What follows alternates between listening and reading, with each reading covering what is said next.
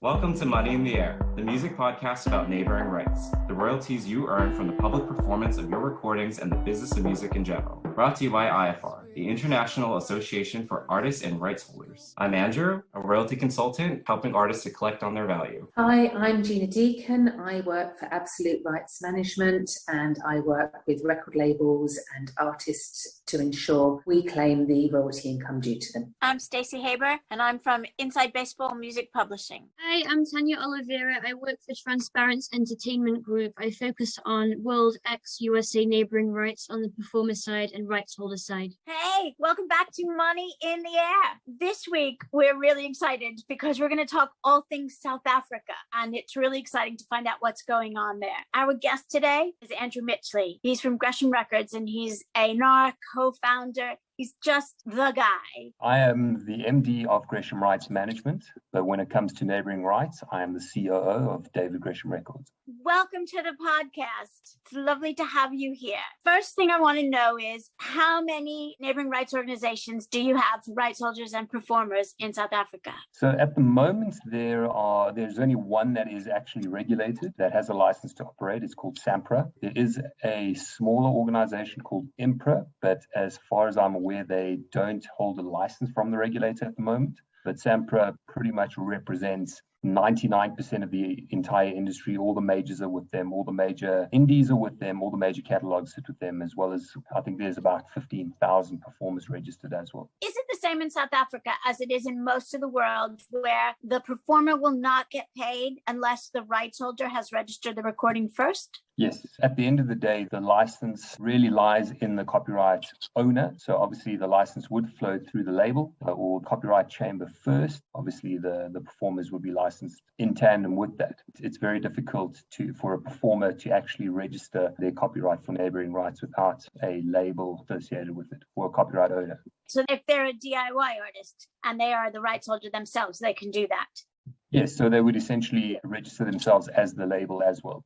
Is the proportion of royalty 50-50, 45-55? What's the split between the rights holder and the artist? It's 50-50 in South Africa. And between the contracted featured performer or the featured artist and the non-featured artist? Featured performers participate in 65% of the revenue, and non-featured, other featured are the balance of that. You had said other featured and non-featured. What's the split between other featured and non-featured? And does it vary sort of by recordings in terms of is there a cap on non-featured if there's only one featured artist and one non-featured artist? Yeah, so it's 65-35. Obviously featured would get 65, and then the 35 is split equally amongst all of the other contributors. A lot of territories on average backdate royalties by about 5 to 6 years. Is SAMPRA the same? Like if you haven't signed up with SAMPRA before and you've had loads of airplay in like Johannesburg, and then like 5 years back, would you get like 5 years worth of royalties upon signing up, or is it just 1 year in arrears? Like how does it work with backdating royalties? Thankfully, the society is able to go back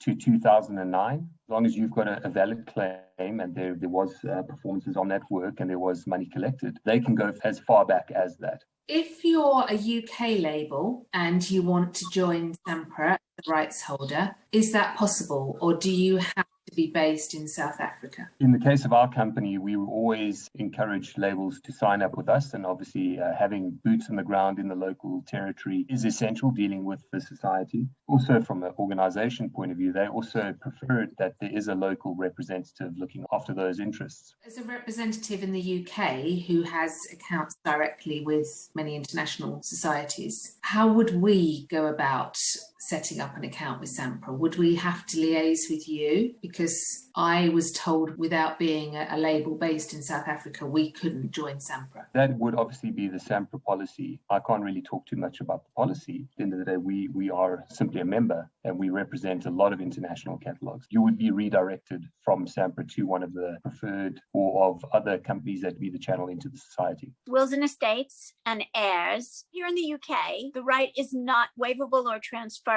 unless it is specifically mentioned in a separate codicil or clause of will. You have to say neighbouring rights, equitable remuneration, or related rights. Is it the same in South Africa? At the end of the day, the mandate's got to sit with an entity that is able to make a valid claim. So in terms of transferring of those rights, as long as you have some sort of proof and recognition that you are the representative, you would be able to make that claim. What is regulation looking like in terms of interactive streaming for neighboring rights for them to participate off of platforms like Spotify, not necessarily just Pandora satellite radio like it is here in the US, but what is it looking like in South Africa? So there is no collections on those platforms, unfortunately, and hopefully we'll get there in the future. But, the society is relatively new in terms of neighboring rights, and their focus really lies in broadcast, in communication to the public users. But hopefully down the line, that is on the pipeline. That's really interesting that it is broadcast because, as you know, in the US, it's not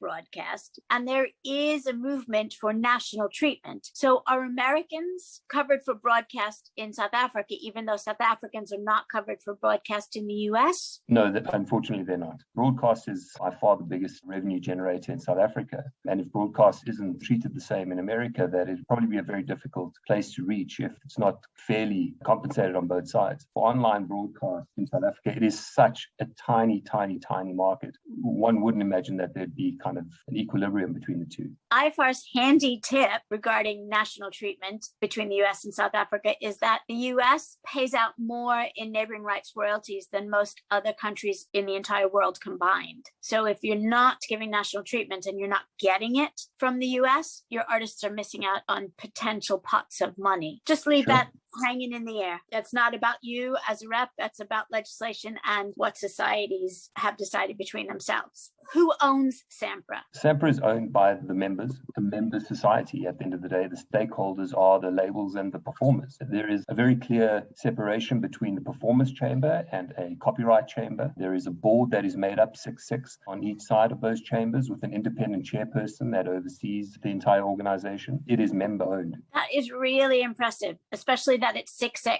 It's good to have that balance between the two. For many years, and I became a director of the society about 5 years ago, at that point, it was actually the merger of the two because they actually sat completely separate organizations. And then, if we call the new SAMPRA was formed, where the two chambers came together and the merger happened. And it's been really fruitful and beneficial for everybody since that merger. Black box, does that exist within South Africa the way that it does in other countries where, especially for non-featured performers, where the money just isn't attributed? Yes, that would go back into the regular royalty distribution pools and is obviously split out according to your market share and your interest in that particular period. And how often does the black box get allocated? We mentioned before that we can go as far back as 2009, but is there a certain process or window of time that occurs? Generally, it's done once a year.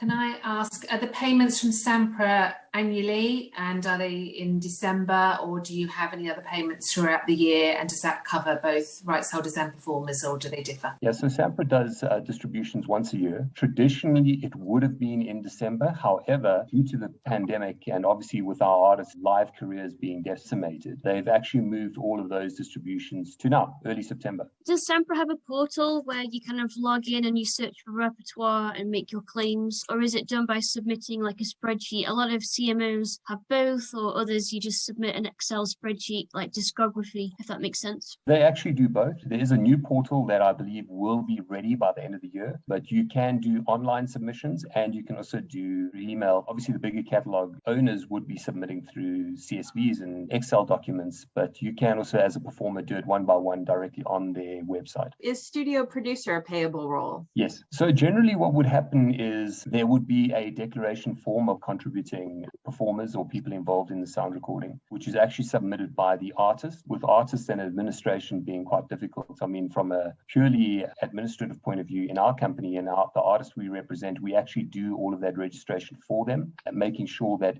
everybody in that chain is included in it. We certainly try and do that for our artists, but any artist can lodge those as well. And featured performers or producers or piano players that weren't mentioned in there. SAMPRA has a fantastic system, whether it be through dispute resolution in, or they sort problems out pretty quickly when it comes to conflicts. Does work for hire sort of fall into a different category, or can an artist who does library music, production music, work for hire, is that payable? Just one important thing to note about SAMPRA is that it does not collect on TV. Audiovisual rights actually sit with a society called RISA Audiovisual, which is actually set up by the Recording Industry of South Africa, and it's called a RAV, which sits as a totally separate entity, which is a little bit unusual in that audiovisual doesn't form part of the Neighbouring Rights Society in South Africa, so it's completely separate. And from the best of my knowledge, they would be compensated through RISA Audiovisual. So is broadcast only radio? Yep. One of the things that my clients have been successful in doing is having the producer or the production company for TV shows and films register the recordings that are made within a television show as recordings. One, it helps them collect as rights holders, and two, it sets them up easily when they want to distribute a soundtrack album. To do that, in some cases on our publishing side, where music that's made for commercials, we actually do register it as commercial work as well, purely because you don't really know where that may end up, but it's certainly an easier way of tracking it as well. It has been such a pleasure, and I could do this for much longer. So please tell me that you'll come back and we can have a part 2. I would absolutely love to come back. South African Neighbouring Rights is by far